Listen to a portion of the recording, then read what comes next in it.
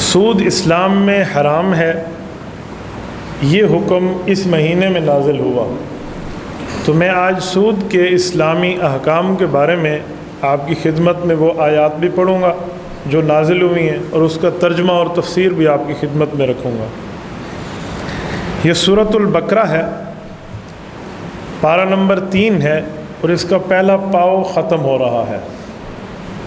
اللہ رب العزت ارشاد فرماتے ہیں: الذین یأکلون الربا لا یقومون الا کما یقوم الذی یتخبطہ الشیطان من المس ذلک بأنہم قالوا انما البیع مثل الربا واحل اللہ البیع وحرم الربا۔ یہ قرآن کریم کی آیت ہے۔ اس آیت میں اللہ رب العزت فرماتے ہیں کہ میں مسلمانوں کو سود کے خلاف بات سمجھا رہا ہوں۔ کہا جو سود کھاتے ہیں ان کا انجام کیا ہے؟ تو رب نے آخرت کے دن میں سود خور آدمی کی بے عزتی کو ذکر فرمایا۔ فرمایا الذین یأکلون الربا، جو سود کھا رہے ہیں، لا یقومون، کل قیامت کے دن آئے گا یہ قبر سے اٹھ نہیں سکیں گے۔ اگر اٹھیں گے الا کما یقوم الذی یتخبطہ الشیطان من المس، تو اٹھیں گے تو ایسے اٹھیں گے جیسے ان پر کوئی جن سوار ہو چکا ہے اور یہ پاگلوں کی طرح چل اور پھر رہے ہیں، انہیں جن چھو گیا ہے۔ کہا وجہ، رب العزت اس کی وجہ فرماتے ہیں، اس کی وجہ یہ ہے ذالک بانہم، اس وجہ سے یہ ان کے ساتھ ہوگا، قالوا انما البیع مثل الربا، ان کا نظریہ یہ تھا کہ سود اور کاروبار ایک ہی چیز ہے، کوئی گناہ شناہ کا کوئی فرق نہیں ہے۔ وَأَحَلَّ اللَّهُ الْبَيْعَ وَحَرَّمَ الرِّبَا، حالانکہ اللہ پاک نے کاروبار کو حلال فرمایا ہے اور سود کو حرام فرمایا۔ یعنی اللہ کے حلال کو حرام سمجھنا اور رب کے حرام کو حلال سمجھنا یہ اتنا بڑا گناہ ہے کہ قیامت کے دن اس بندے کی یہ گت بن رہی ہوگی۔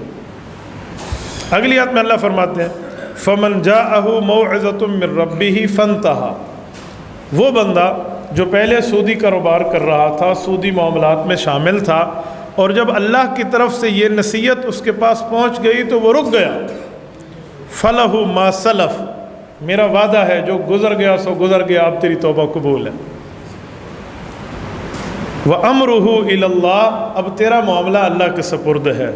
وَمَنْ عَادَ، توبہ کرنے کے بعد توبہ توڑ کے پھر سودی کاروبار شروع کر دیا، فَأُولَئِكَ أَصْحَابُ النَّارِ هُمْ فِيهَا خَالِدُونَ، یہی لوگ جہنمی ہیں جو اس میں ہمیشہ ہمیشہ رہنے والے ہیں۔ يَمْحَقُ اللَّهُ الرِّبَا وَيُرْبِي الصَّدَقَاتِ، اللہ وہ ہے جو اللہ آپ کے سود کو مٹا دے گا توبہ کرنے پہ، اور آپ کی نیکیوں میں اضافہ کرتا رہے گا۔ یہاں نیکی سے مراد حلال کاروبار ہے، سود کے مقابلے میں لفظ نیکی یہ حلال کاروبار کی طرف اشارہ ہے۔ واللہ لا يحب كل کفار اثیم، کیونکہ اللہ کسی نافرمان اور گناہگار سے کبھی پیار نہیں کرتا۔ ان الذین آمنوا وعملوا الصالحات، ہاں جو مؤمن ہیں، ایمان لائے ہیں، نیک عمل کیے ہیں، واقاموا الصلاۃ وآتوا الزکاۃ، نماز اور زکوٰۃ کی پابندی رکھی ہے، لہم اجرہم عند ربہم، ان کا اجر، ان کا بدلہ، ان کا ثواب اللہ کے ہاں مسلم ہے۔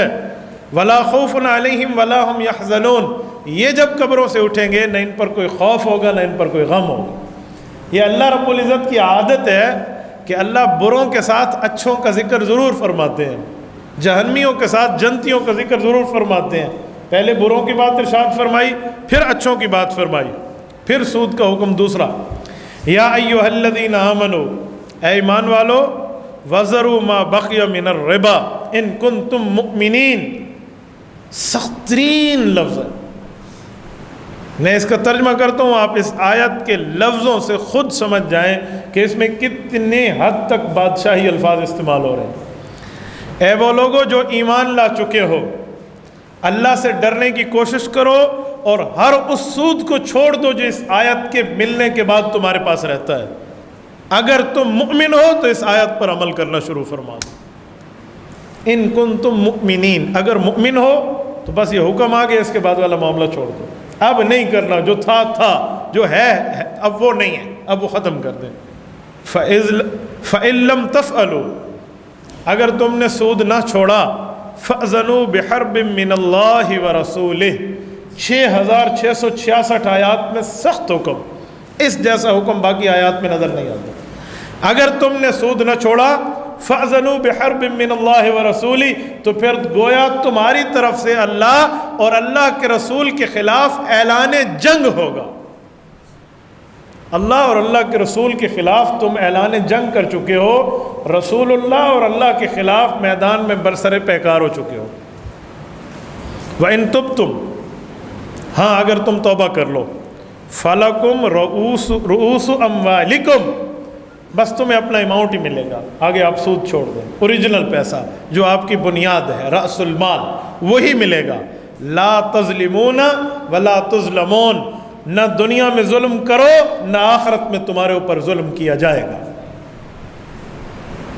قرآن کریم کی یہ آیات فتح مکہ کے موقع پہ رسول اللہ صلی اللہ علیہ وسلم پر اس مہینہ شوال میں اتری ہیں۔ میں نے وہ پورا ایک رکوع کا خلاصہ آپ کی خدمت میں پڑھ دیا ہے۔ میں یہاں ایک لفظ بولتا ہوں، اسلام میں مسلمان سودی کاروبار نہیں کرتے تھے، یہ کافروں کا، مشرکین کی ترتیب تھی۔ تو آیت شروع یوں کرنی چاہیے، یا ایھا الذین کفروا، لیکن اللہ نے شروع فرمایا یا ایھا الذین آمنوا، کافروں سے بات نہیں کی۔ یہ سود سے خون کے منہ رنگے ہوئے تو کافروں کے کام تھے، مسلمانوں کے تو نہیں تھے۔ تو اب مسلمانوں کو حکم کیوں کیا جا رہا ہے؟ اب مکہ فتح ہو گیا ہے، کافر اور مسلمان نے آپس میں کوئی کاروباری تعلق اگر رکھ بھی لیا تو مسلمانوں کو متنبہ کیا جا رہا ہے یہ کافروں کا کام ہے، تم بچ جانا۔ یہ مسلمانوں کو حکم دیا جا رہا ہے تم بچ جانا، تم یہ کام نہ کرنا۔ سودی کاروبار اس وقت عروج پہ تھا۔ اس آیت کے اترنے کے وقت حضرت عباس رضی اللہ تعالی عنہ بنتے ہیں، رضی اللہ عنہ یعنی مسلمان ہوتے ہیں، حضور علیہ السلام کے چچا حضرت عباس فتح مکہ پہ موقع پر مسلمان ہوئے تھے۔ عمر میں رسول اللہ سے بڑے ہیں، رسول اللہ صلی اللہ علیہ وسلم کے پاس بیٹھے تھے، ایک دیہاتی نے آ کے پوچھا عباس تم بڑے ہو یا تمہارے بھتیجے بڑے ہیں؟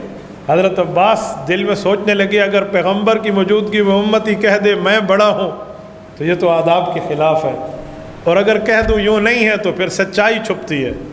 تو انہوں نے اس دیہاتی کو جو جواب دیا ہے نا، علماء نے لکھا ہے کہ قیامت تک مسلمانوں کو ادب پیغمبر سکھا دیا۔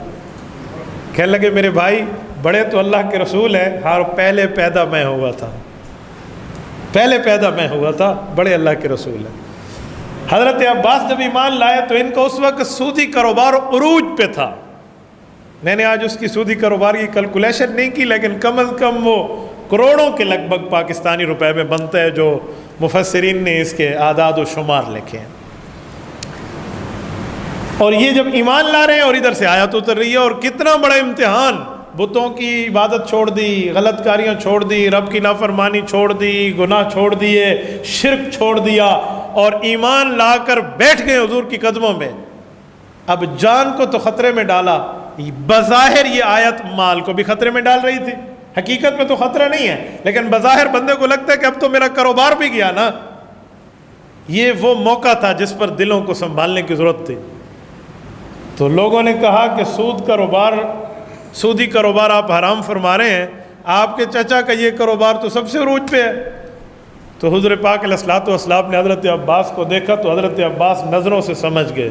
تو انہوں نے کہا یا رسول اللہ صرف 2 دن آپ صبر فرما لیں، میرا اتنا زیادہ سود آ رہا ہے میں نہیں لوں گا، خود نہیں لوں گا، وہ میں لے کر اسلام کی مسئلے میں، دین کے عروج میں، اسلام کی سربلندی کے لیے خرچ کر دوں گا، آپ 2 دن مجھے اجازت دے دیں۔ رسول اللہ صلی اللہ علیہ وسلم کھڑے ہوئے، حضور علیہ الصلوۃ والسلام نے خطاب فرمایا اور فرمایا میں سارے سود کو کل عدم قرار دے رہا ہوں جس کا سودی کاروبار ہے، اور سب سے پہلے اپنے چچا کے سود کو ختم کر رہا ہوں، ہم نے کوئی نہیں لینا۔ کیا 2 دن اور کیا 1 دن؟ کہ عباس رب دے گا وہ حلال دے گا، وہ قلیل ہو یا کثیر ہو، اللہ پر اعتماد کرو۔ کروڑوں کا پیسہ آج سے 1400 سال پہلے رسول اللہ صلی اللہ علیہ وسلم نے اس آیت کے اترنے کے بعد اتنا میں انتظار نہیں فرمایا کہ اس کا حکم 2 دن بعد لاگو کر دیا جائے۔ کہا جی نہیں، سب سے پہلے اپنے چچا کے سود کو ختم کر رہا ہوں، کل کوئی یہ نہ کہے کہ اپنوں کے لیے قانون اور ہے اور دوسروں کے لیے قانون اور ہے۔ تبارك الذي نزل الفرقان على عبده ليكون للعالمين نذيرا.